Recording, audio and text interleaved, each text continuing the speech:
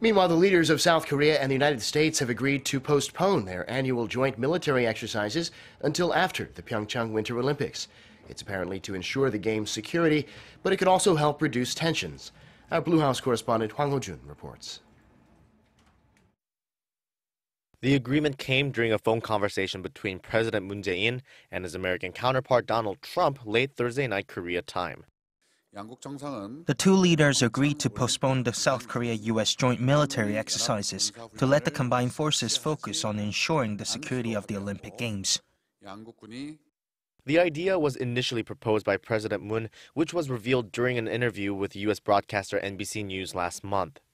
The 2018 PyeongChang Winter Olympics will be held from February 9th to the 25th, and the Paralympics will be held from March 9th to the 18th, which would have overlapped with the biggest of the joint exercises that are held each spring, known as Key Resolve and Foal Eagle, which involve more than 300,000 U.S. and South Korean soldiers.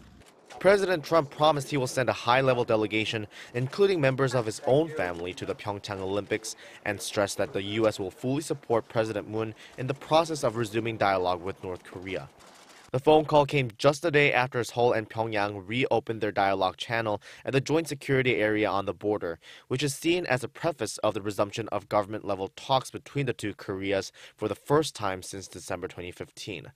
The regime largely remained silent on South Korea's proposal for dialogue until North Korean leader Kim Jong-un said he's willing to send North Korean athletes to Pyeongchang next month and suggested holding inter-Korean talks to arrange the proposed trip in his New Year's message. However, it's important to note that it's a tentative agreement and there's still a long way to go to thaw a relationship between the two Koreas.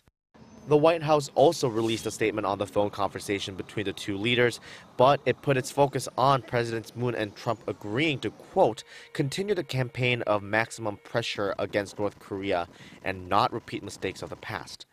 Moreover, U.S. Defense Secretary James Mattis soft-pedaled the delay of the joint exercises. He emphasized the postponement was simply due to logistical concerns and the exercises will resume after the Paralympics come to a close.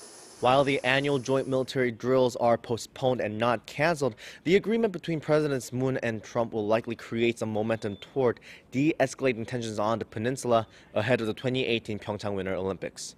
Hwang Hojun, Arirang News.